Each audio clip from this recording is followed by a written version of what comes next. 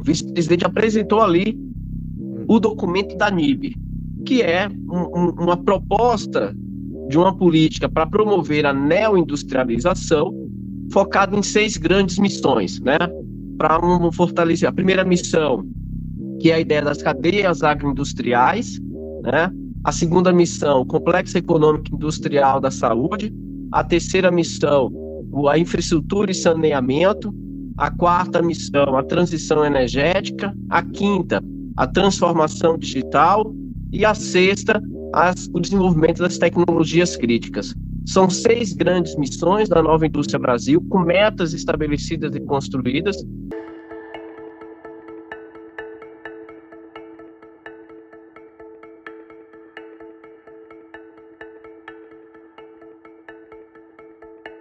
Olá, sejam bem-vindos a mais um episódio do nosso podcast Missão Desenvolvimento. Sou Paulo Gala e tenho a honra e a alegria de receber aqui nosso querido amigo, brilhante economista, professor e agora secretário da indústria do MIDIC, Wallace Moreira. O Wallace nos achou um espaço na agenda disputadíssima dele para conversar aqui com a gente no podcast. A gente já está tentando gravar alguns meses até esse programa, mas finalmente conseguimos achar espaço. Então, para a gente é uma honra enorme, Wallace, poder contar com a sua participação aqui. Você que já esteve conosco no podcast em outros momentos, em outras situações, agora vem aqui como secretário do MIDIC, né? E eu acho que não é exagero nenhum dizer, né, que o Wallace hoje é uma das pessoas mais importantes no Brasil em termos de conhecimento de política industrial, tanto do conhecimento teórico quanto da prática da política industrial. O Wallace está agora tocando os programas do MIDIC de política industrial. Então, ele já certamente, na minha visão, vai entrar na história como uma das pessoas mais importantes para entender e trabalhar a política industrial no Brasil nessa quadra histórica. Então, Wallace, realmente uma alegria, uma honra poder te receber aqui. Eu já começaria aqui dando um pontapé inicial, né? Para quem não te conhece, se quiser dar só uma palavrinha assim de 1 minuto do que você está fazendo, mas já começando a falar sobre neoindustrialização, se possível, Wallace, seja muito bem-vindo e agradeço de novo o seu tempo de poder participar aqui com a gente. Obrigado. Opa, primeiro quero agradecer, Paulo, pelas suas generosas palavras, acho que exageradas, acho que superdimensionadas, mas fico honrado, muito honrado mesmo, ainda mais vindo de você, pelo qual você sabe que eu tenho uma admiração, um respeito muito grande. Somos amigos de um bom tempo, né? A gente trilhou aí um caminho bem bacana de diálogo, de, né, programas, de batalhas em defesa da política industrial, né? Então, eu fico muito honrado e lisonjeado em ouvir isso de você, de verdade mesmo.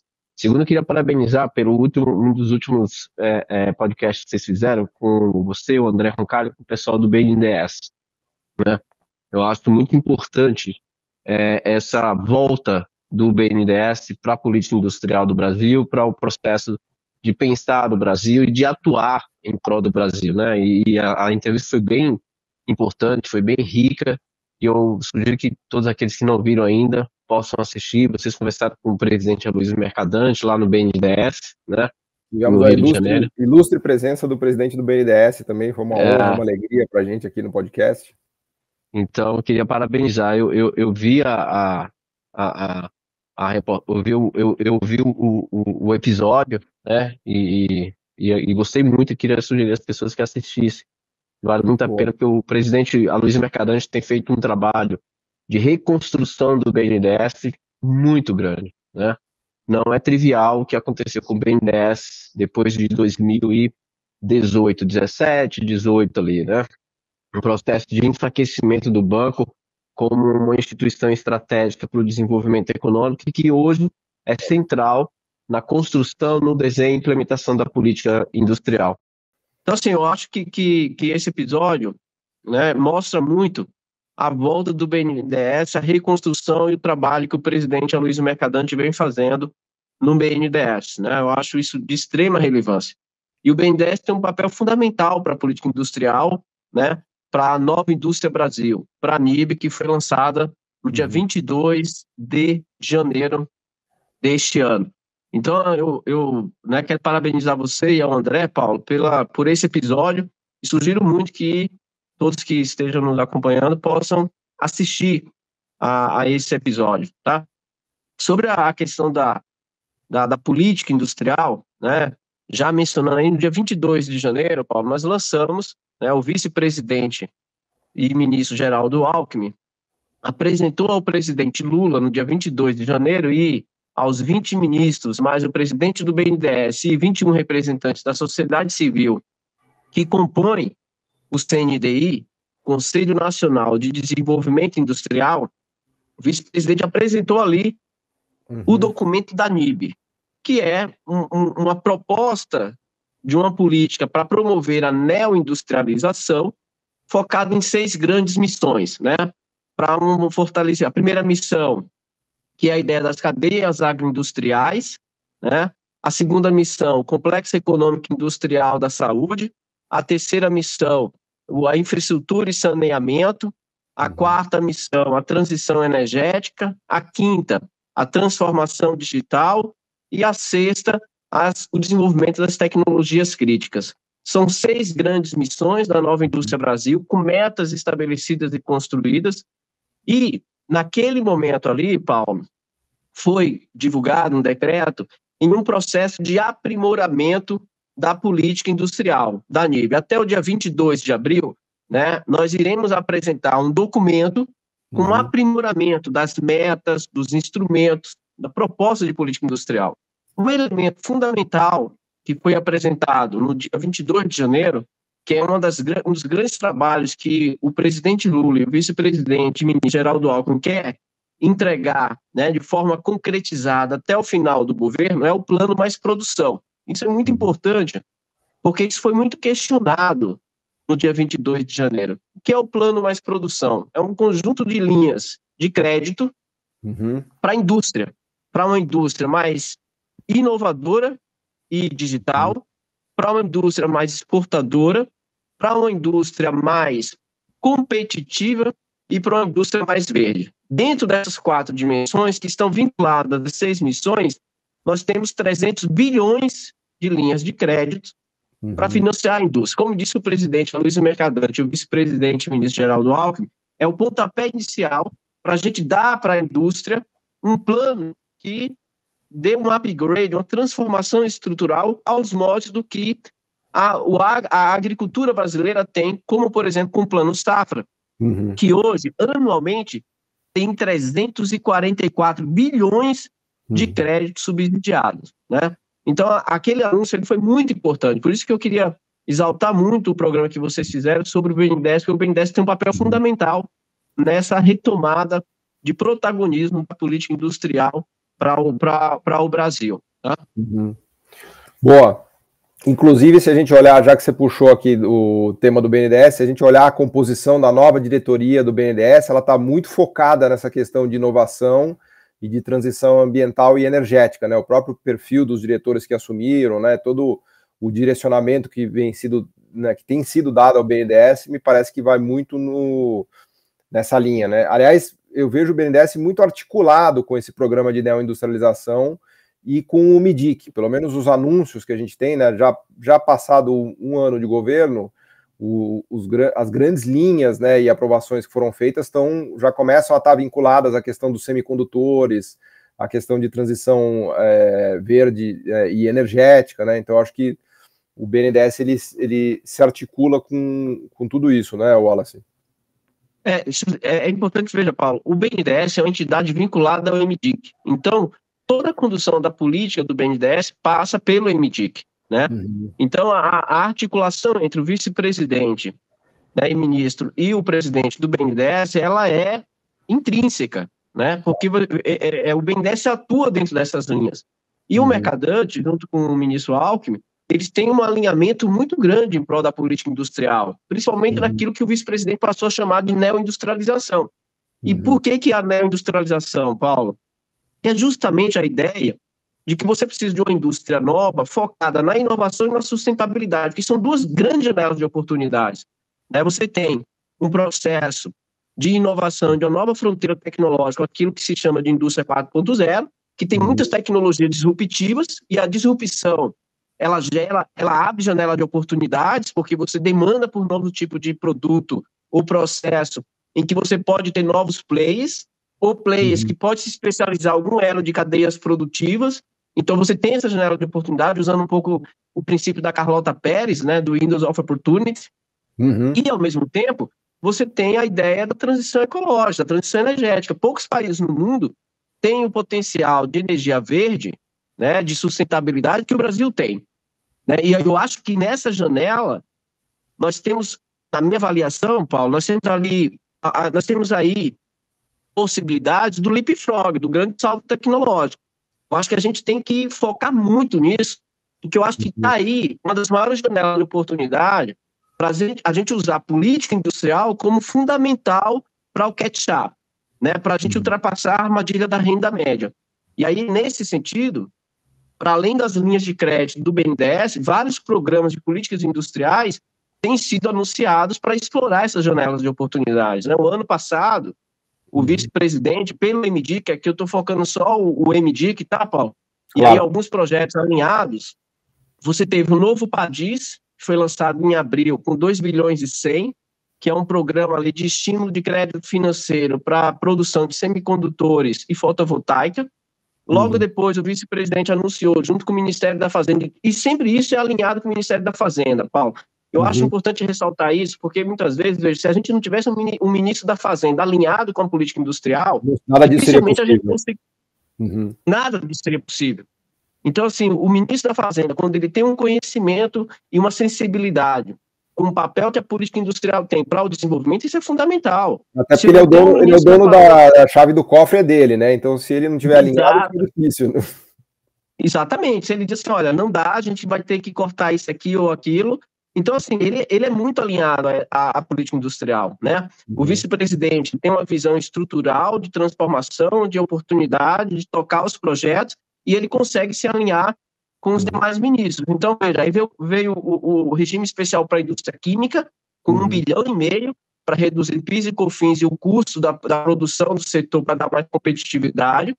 Logo depois, nós lançamos o Novo Brasil Mais Produtivo, para atender micro, pequenas e médias empresas com 2 bilhões de recursos, numa articulação bem importante com todo um ecossistema que envolve Senai, Sebrae, a BDI, FINEP, BNDES, Embrapi e coordenado pelo MDIC, Paulo. Esse programa é bem interessante o desenho dele, porque no primeiro momento você tem um processo de diagnóstico do que impede com que pequenas e médias empresas tenham elevação da produtividade.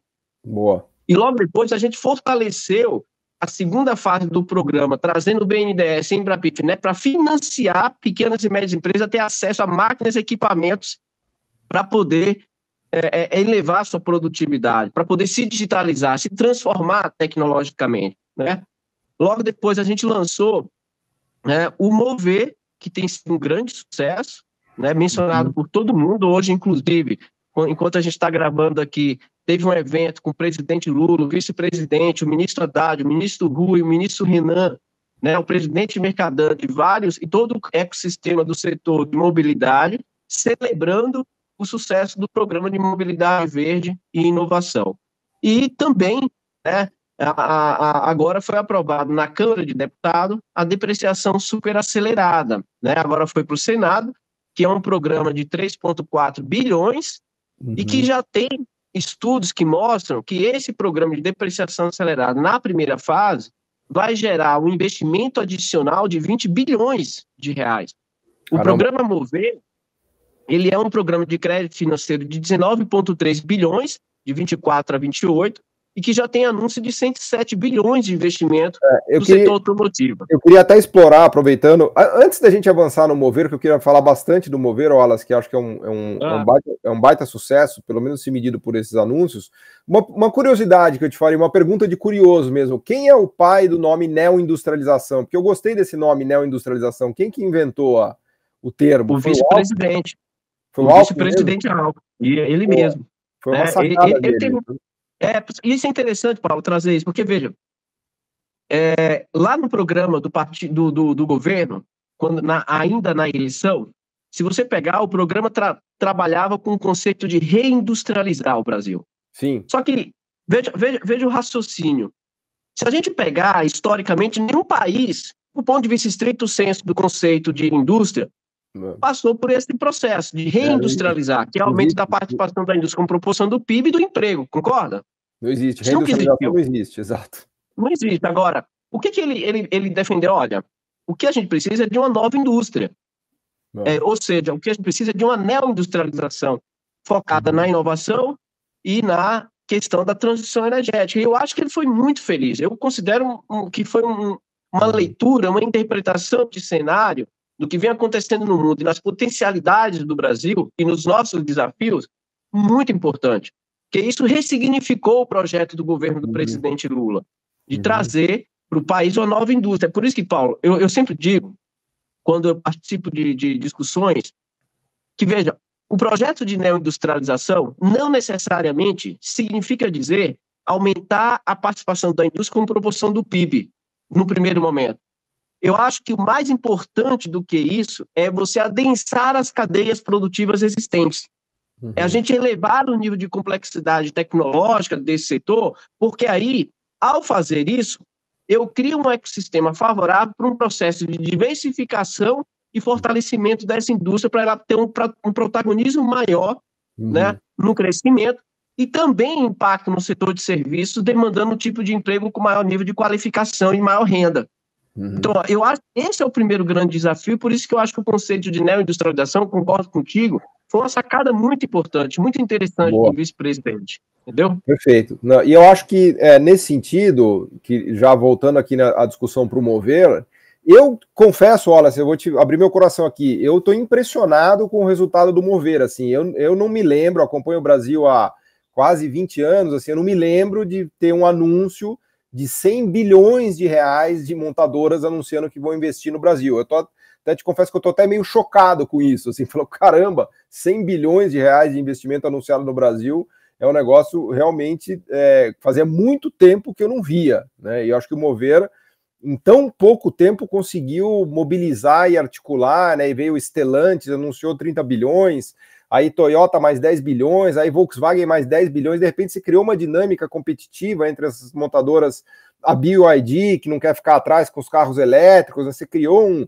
uma espécie, o Brasil virou uma espécie de um microcosmo da competição da indústria automobilística no planeta, né? A gente teve reproduzido no Brasil, para nosso benefício, essa competição, essa batalha que está sendo travada no planeta, que é a batalha dos asiáticos com elétricos, dos alemães tentando fazer a transição, né? E aqui nós mesmos com os híbridos, né, por conta do etanol. Então conta pra gente um pouco, Wallace, da cozinha disso, dos detalhes, do que você pode contar, do que tem ali no Mover que levou as empresas a anunciarem investimentos tão grandes, né? Que tipo de subsídio atrelado à inovação ou à transição energética foi dado ou vai ser dado? Qual é você que é um dos pais da criança aí, conta pra gente qual foi o pulo do gato aí para tirar esses 100 bilhões de anúncio aí da cartola? Tá. Eu acho, Paulo, que primeiro assim, é importante resgatar o ano passado, porque, veja, o presidente Lula tem uma sensibilidade, o vice-presidente sempre fala isso, que o presidente Lula tem uma leitura de conjuntura e sensibilidade que poucas pessoas têm.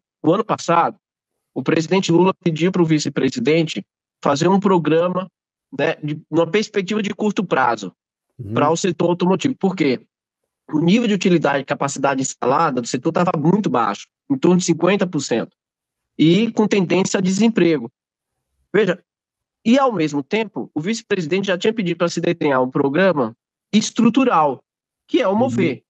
Só que, veja, se a gente tem um programa estrutural, mas com uma conjuntura muito desfavorável, dificilmente você veria esses anúncios, muito difícil. Então, quando o presidente Lula, né, pediu para o vice-presidente desenhar um programa, se você pegar o programa que foi feito ano passado, com 800 milhões de valor... Foi maio e junho que explodiu a venda de carros ali, né? Eu me lembro que foi uma conjuntura explosiva, né? Exato. Para você ter uma ideia, em 30 de junho de 2023, a gente teve um recorde de licenciamento de 27 mil carros num dia só, por causa do programa. Eu me lembro disso. Teve uma concorrência, porque, veja, o que foi interessante naquele programa, Paulo?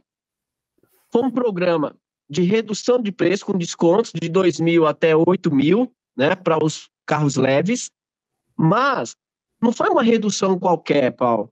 Porque para você ter esse desconto, a política ela teve um desenho de política industrial. Foi uma política de conjuntura anticíclica, mas com desenho de política industrial, porque os descontos variaram de acordo com critérios de eficiência energética, fator preço e densidade da produção do modelo do automóvel.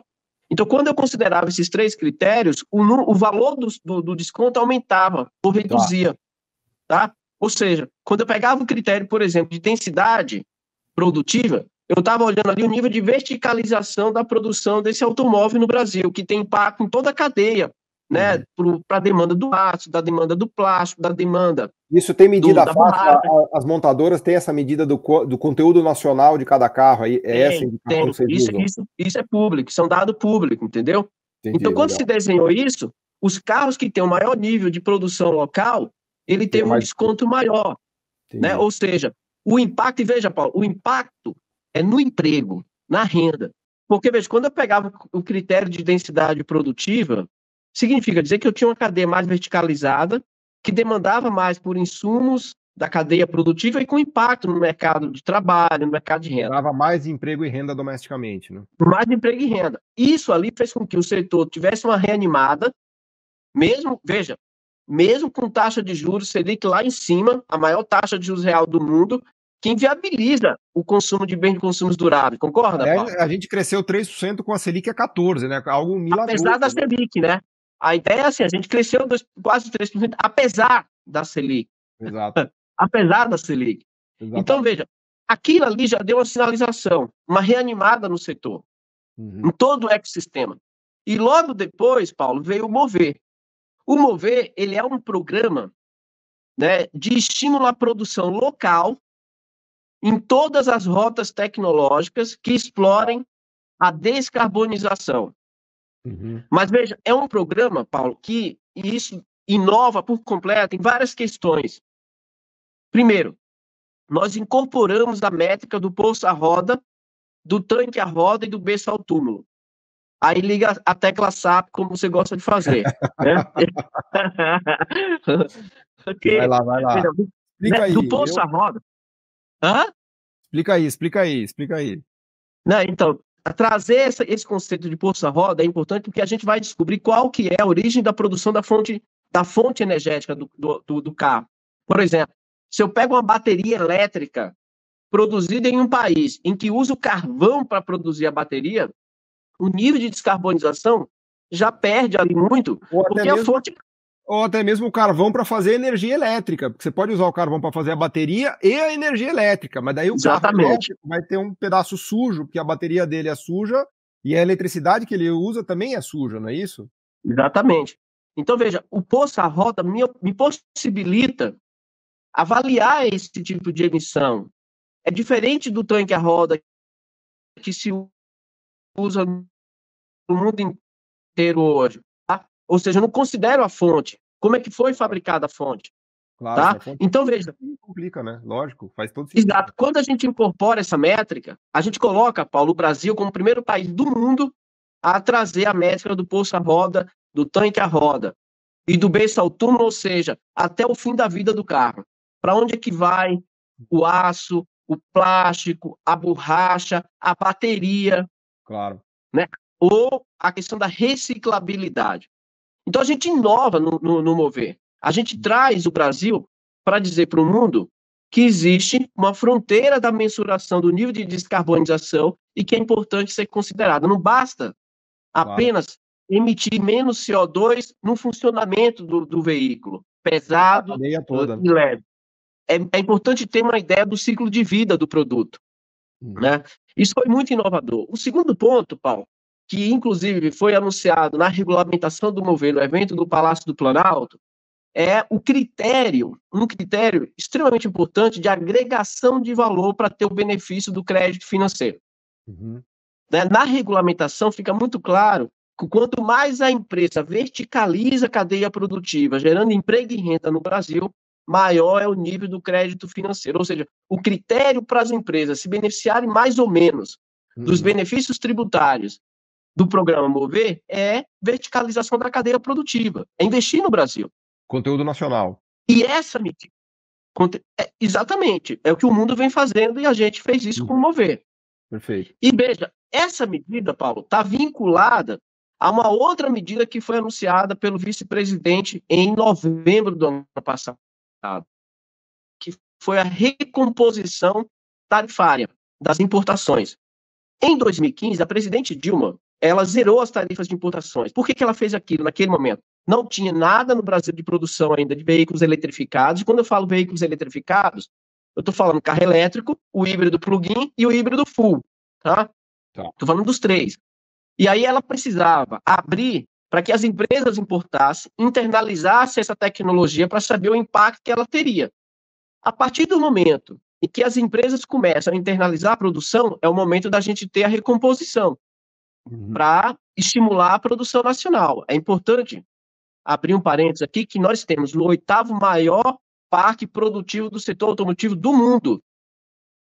Tá? Isso é muito importante. A gente não está falando de qualquer país, de qualquer mercado. É o do 8º maior do mundo. Né? Então, quando o vice-presidente promoveu a recomposição tarifária de forma gradual até 2026, com cota, ele apontou para o mercado e disse assim, olha, a partir de 2026, a tarifa alcança 35% e é melhor vir produzir no Brasil. Mas é só para elétrico, aí estamos falando só de veículo elétrico. Eletrificados. Elétrico, o híbrido, plug-in e o híbrido full, para todos eles. Desculpa a minha ignorância, Wallace, o que é o híbrido full? Qual é a diferença do híbrido full para o híbrido plug-in? É o que ele não precisa usar um termo mais, né? Ele não precisa da tomada para recarregar. O híbrido ele se autocarrega. A energia dele. E o híbrido plug-in é um que você põe na tomada, é isso? Isso. Ele tem o plug-in, ele usa o elétrico e usa também uma fonte de combustível, né?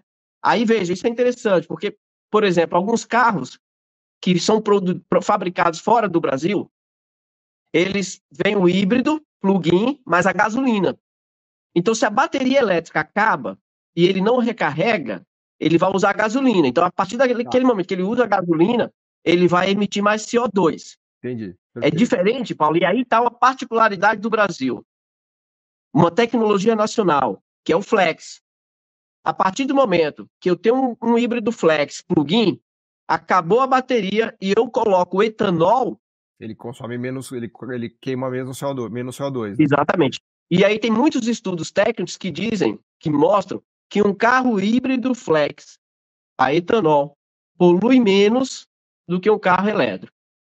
Tá. Quando você pega quando você pega do poço ao final, né, a roda que você chama. Isso, né? Quando você pega do poço à roda. Isso se a gente comparar com o carro, Paulo, que é uma outra particularidade, com a bateria fabricada fora do Brasil.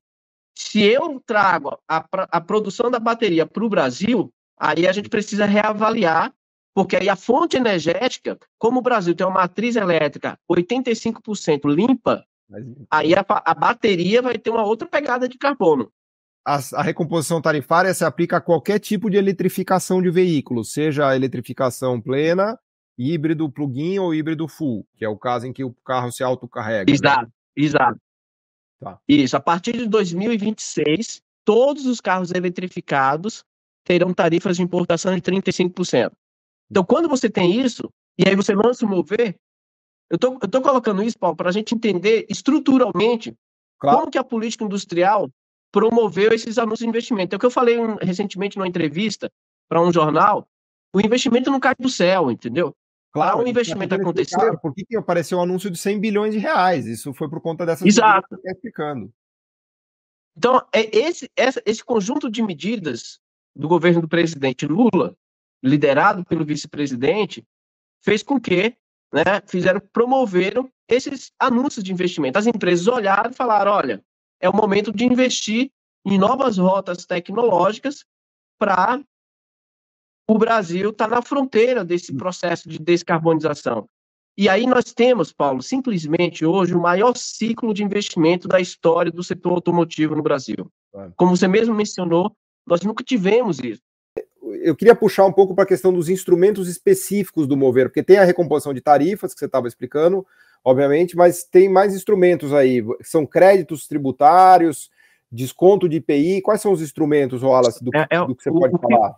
O que o Mover tem hoje, Paulo, são 19,3 bilhões, 3 bilhões e meio em 2024, 3 bilhões e 800 para 2025, 4 bilhões para 2026, 3 bilhões e 900 para 2026, 4 bilhões para 2027, 4 bilhões e 4,1 bilhões para 2028, ou seja, 19,3 bilhões em crédito financeiro. Para quê? Como é que usa isso? Como é que funciona isso? As empresas, quando elas fazem investimento na fabricação de novos modelos, em centros de pesquisas, em novas rotas tecnológicas, elas vão apresentar o projeto de investimento no MDIC, nós avaliamos e habilitamos a empresa, e aí tem um cronograma de cumprimento da execução desse projeto. Quando a gente avalia que está sendo tudo ok, a gente dá o ok, manda para a Fazenda. Então, a empresa, por exemplo, ela vai ter crédito financeiro para abater imposto que ela tem que pagar para o governo. Entendeu? Tá. Então, qualquer imposto, é só imposto federal? Qualquer tributo federal. Qualquer tributo federal. Qualquer tributo... Se ela fizer tudo direitinho, ela deixa de pagar os tributos federais. Exatamente. Só que a gente foi além. A gente criou vários critérios de cumulatividade de crédito financeiro. Ou seja, a gente está estimulando, por exemplo, inserção nas cadeias globais de valor. Quanto maior a exportação, mais a empresa tem direito a crédito financeiro. Quanto maior o nível de agregação de valor, mais crédito financeiro a empresa tem.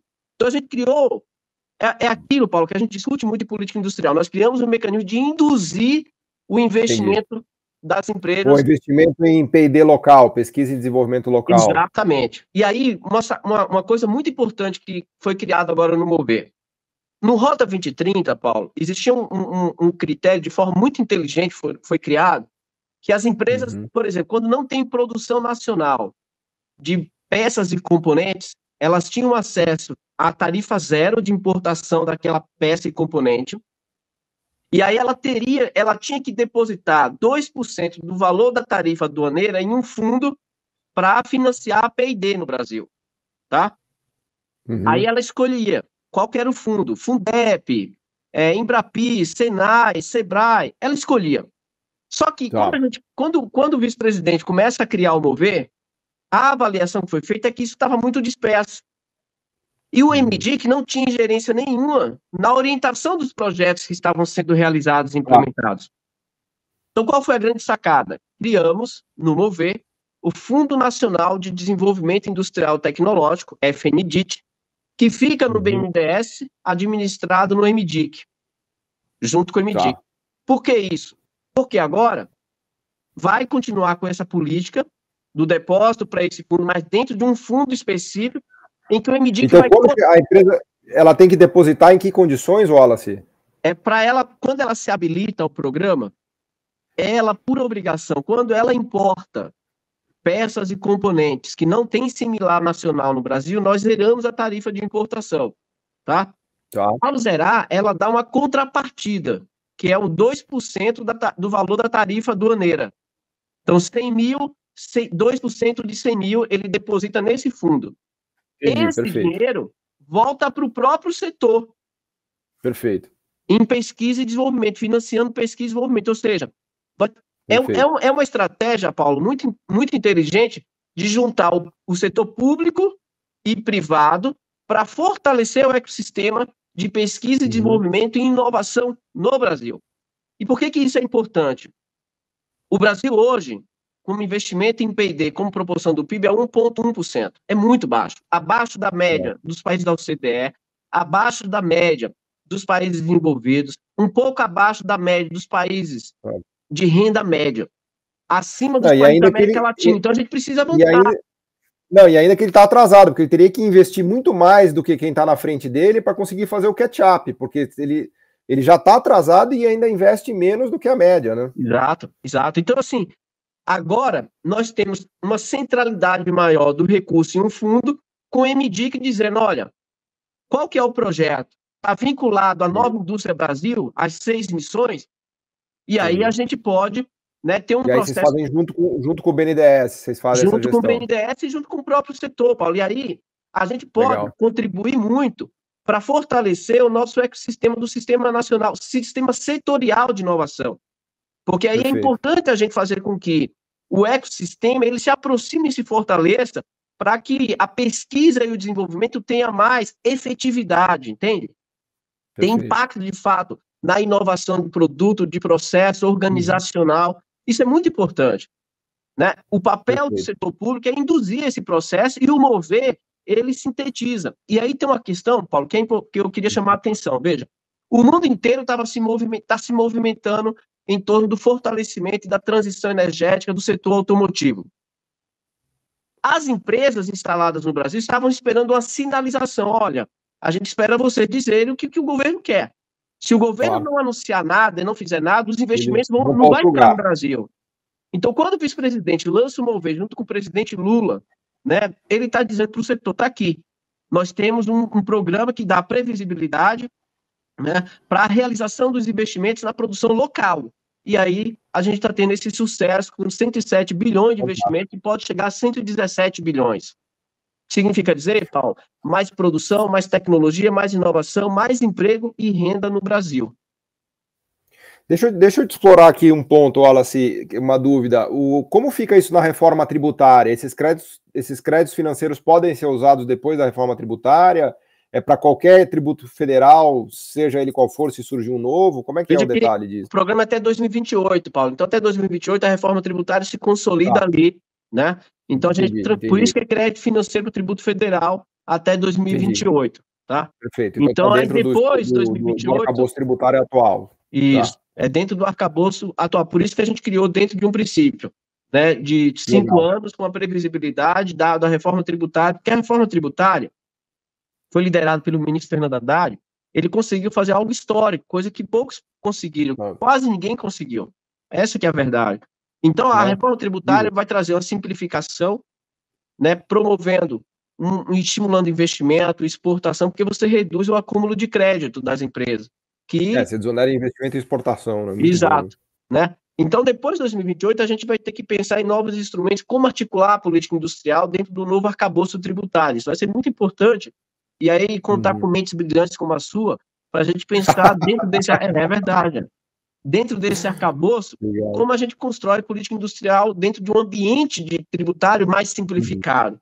Né? Porque a gente sempre pensou política industrial com a particularidade do sistema tributário do Brasil. Agora a gente vai ter outro desafio. Por isso que o Plano Mais Produção, Paulo, ele vai cumprir o papel estratégico para a política industrial do Brasil. Se a gente consolida o Plano Mais Produção, como o Plano Safra é consolidado, que se transformou no programa de Estado. A ideia é que o Plano Mais Produção seria o equivalente do Plano Safra para a indústria. Exatamente. E que seja um programa de Estado, Paulo, porque mudou o governo e ninguém mexeu com o Plano Safra. O Plano Safra está aí faz, sei lá, mais 20 anos, tá? Embrapa, Plano Safra, desoneração do agro e vamos que vamos, né? E a gente tem que ter isso para a indústria, né? É muito importante que a indústria também tenha umas condições de crédito com previsibilidade de longo prazo. A gente está falando de indústria, Paulo, e você sabe muito bem que o processo de maturação de investimento em alguns setores demora anos. Se eu não tenho um ambiente de previsibilidade de longo prazo, ninguém vai correr risco para investir no Brasil dessa forma. Claro.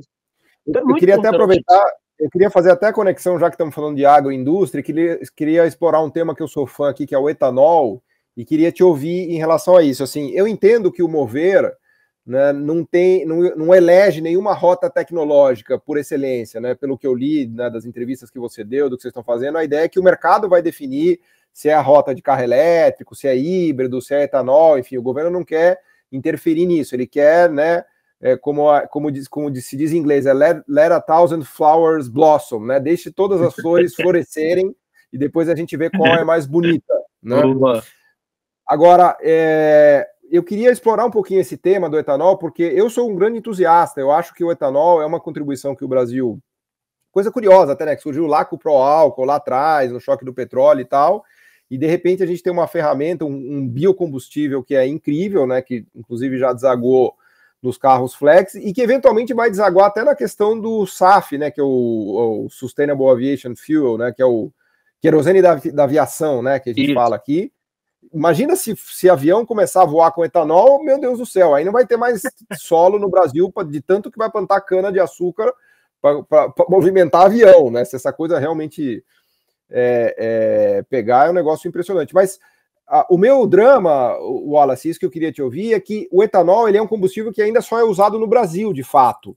Ele tem um limitante que é o mercado interno brasileiro, porque assim, é muito difícil você convencer alguém a usar um carro flex nos Estados Unidos, até porque o etanol de milho ele é menos eficiente, né? Ele funciona, mas a eficiência energética dele é bem menor. Então, num certo sentido, eu vejo que o etanol ele acaba ficando meio que limitado ao nosso mercado interno, né? Qual é a sua visão disso? Vocês já debateram isso? A coisa do combustível para aviação, acho que é uma bela saída, porque o avião é um bicho que, obviamente, vai de um lugar para o outro. Se você conseguir botar etanol no avião, ou algum biocombustível que tem como base o etanol, eventualmente o Brasil vira uma Arábia Saudita do combustível de aviação.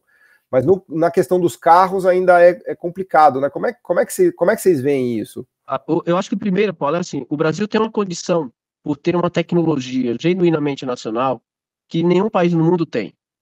Nós não precisamos saltar para uma eletrificação de carro da bateria elétrica como os países no mundo precisam fazer, porque nós já temos uma tecnologia que descarboniza. Nosso já é limpo, né? Que é o etanol. Tanto é que o nosso amigo Paulo Moceiro publicou uns dados hoje que mostram que o Brasil descarboniza muito mais do que Estados Unidos, Europa, vários países. Não, aliás, o ar da cidade de São Paulo é limpo por causa do etanol. Se fosse carro a gasolina e diesel, São Paulo seria de uma poluição desgraçada, né? A limpeza do ar de São Paulo seria do etanol, né? Semana eu almocei com um amigo coreano e ele fez assim que uma das diferenças que eles sentem morando aqui e morando em Seul é que aqui a gente respira um ar puro, né?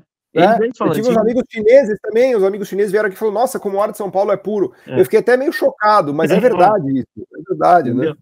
Então, assim, eu acho que esse diagnóstico ele é muito importante.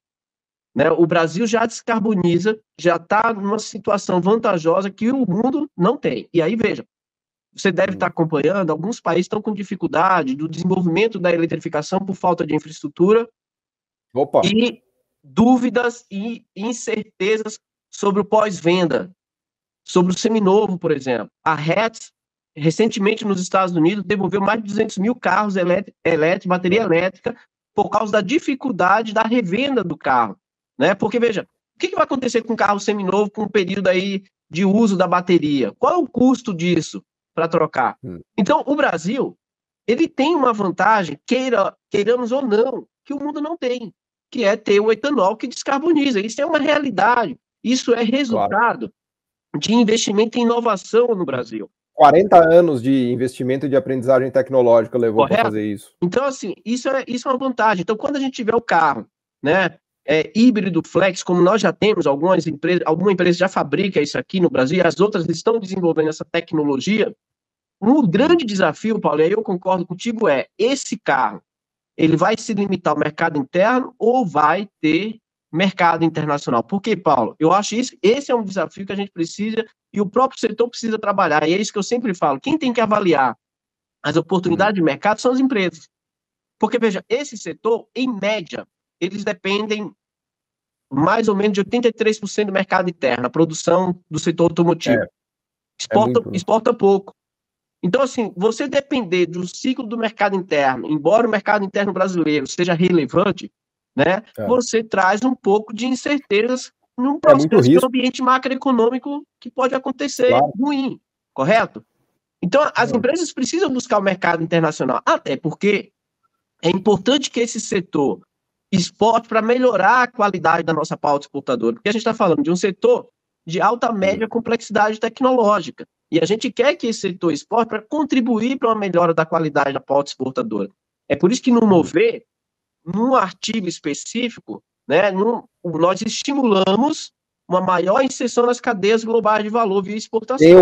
Tem o crédito financeiro lá ligado à capacidade de colocar o crédito financeiro adicional para as empresas que têm um esforço exportador maior.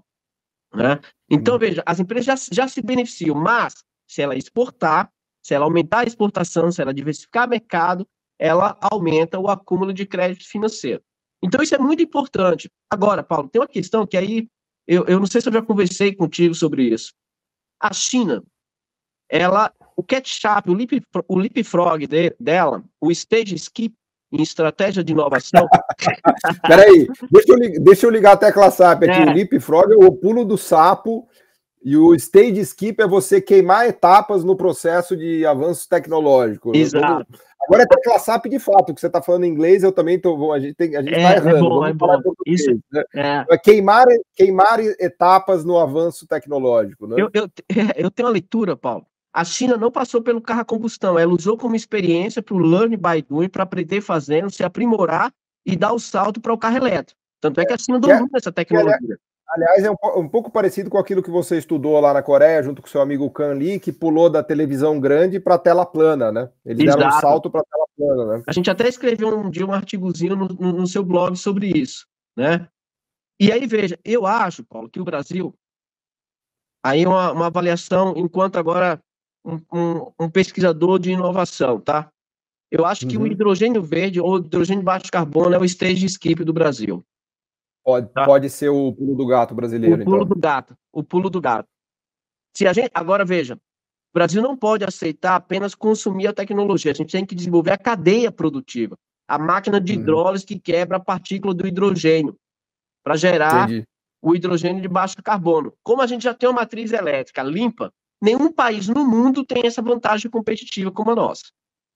Então é basicamente uma máquina de hidrólise, porque é o processo de hidrólise que gera esse hidrogênio para ser limpo, né? E aí eu quero chamar a atenção só para uma coisa, Paulo. A matriz elétrica do Brasil, ela não caiu do céu, ela foi resultado de política industrial, porque quando eu vejo muita gente que critica a política industrial, mas elogia a matriz energética, esqueceu que isso é resultado de política industrial. Foram 50 anos de governos desenvolvimentistas construindo hidrelétrica, pelo amor de Deus. Né? Entendeu? E aí você pega uma empresa que produz toda a cadeia, o Brasil hoje em hidrelétrica não importa quase nada, tem uma cadeia completamente verticalizada, entendeu, Paulo? Isso é resultado de política industrial. Então eu acho que o hidrogênio de baixo carbono é o grande salto tecnológico do Brasil, é a grande oportunidade do pulo do SAP.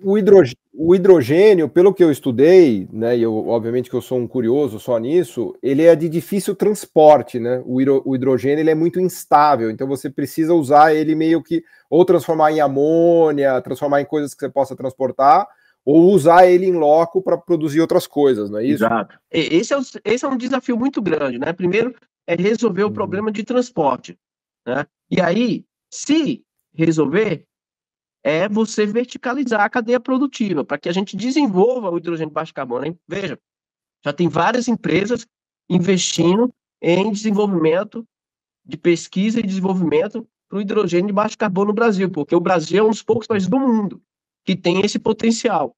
Então, eu acho que o Mover dialoga muito na regulamentação. Se você pegar a regulamentação, o Mover promove, né, estímulo a investimento em novas fontes energéticas de mobilidade.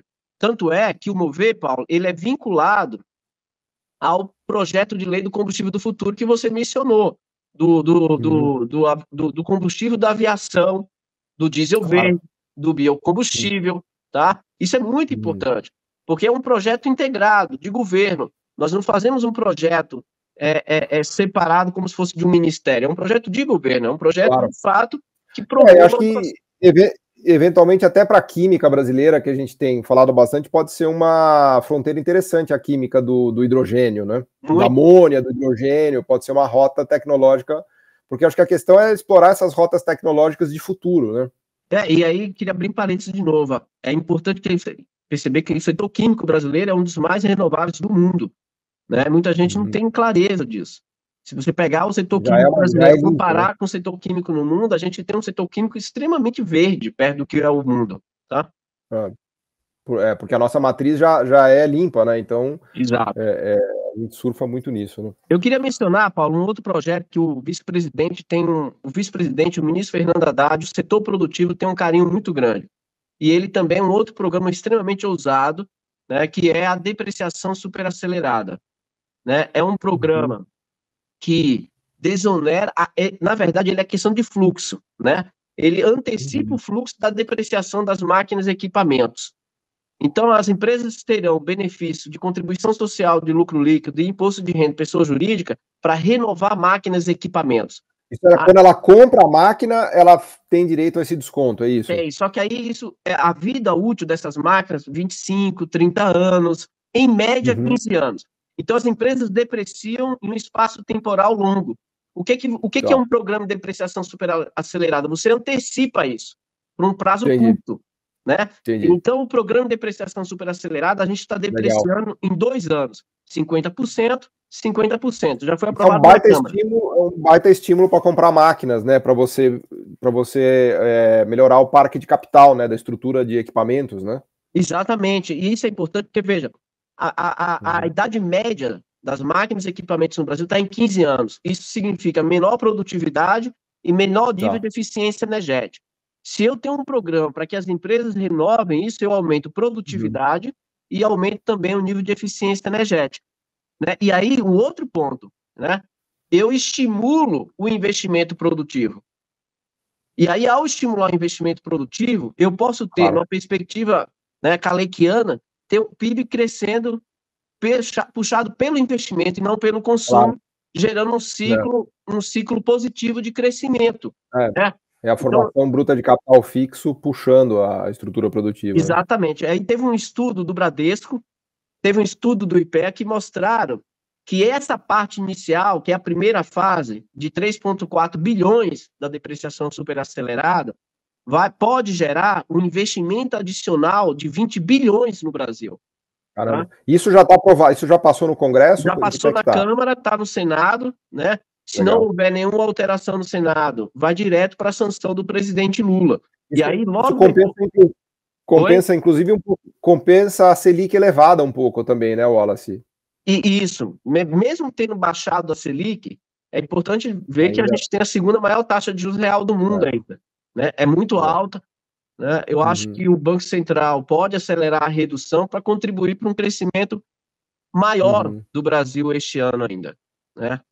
E isso é um desafio muito grande. A taxa de investimento, a formação bruta de capital fixo, ano passado caiu, está em 16,6% como proporção do PIB.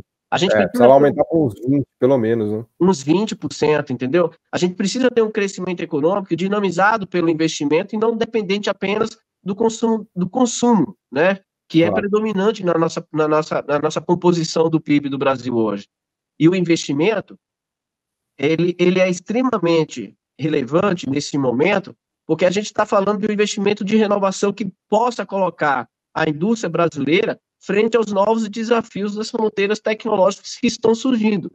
Então, o governo do presidente Lula vem trabalhando muito nessa construção de um ambiente propício para estimular esses investimentos, e a depreciação superacelerada é um programa que foi muito comemorado, celebrado por todo o setor produtivo brasileiro. Na verdade, até o próprio mercado, que tem um pouco de resistência à política industrial, né, elogiou o programa de depreciação superacelerada. Você sabe que eu trabalho, né, obviamente, no mercado financeiro, como todo mundo sabe, eu estava acompanhando o setor que mais está desempenhando bem esse ano na Bolsa, sabe qual é? É o setor industrial. Industrial. Você acredita? Se você pega as empresas industriais brasileiras, são as que melhor performam esse ano. Claro que tem Embraer, tem WEG, tem umas super empresas legais lá. Mas eu acho que, em parte, já é feito desses programas todos que você está falando. Olha, é uma coisa curiosa isso, porque o indicador, dá uma olhada depois, se você pegar aquela divisão que a Bovespa tem, dos diversos setores, o setor industrial está indo muito bem, pelo menos nesse início de ano, né, o setor industrial tem respondido bastante bem. Já que você comentou a questão do mercado financeiro, é uma informação interessante. Né, a própria Confederação Nacional das Indústrias publicou recentemente um dado mostrando o aumento das expectativas de investimento, 73% das empresas manifestando, né, que vão investir em inovação no Brasil. Por quê? Porque você está criando um ecossistema favorável, né? São vários programas, é um ambiente também, por exemplo, o crescimento da massa salarial de 11,7%, a maior taxa de crescimento desde o Plano Real, para uma indústria de transformação que tem um vínculo muito grande com o mercado interno, com redução da taxa de desemprego em 7,4%, é um ambiente muito propício para estimular, para gerar expectativas, né? Numa perspectiva aí keynesiana, o que move uma economia, uma sociedade, são as expectativas. E tudo está sendo criado, construído para que a perspectiva de rentabilidade futura do capital, ela se fortaleça para que o empresário corra o risco desse investimento.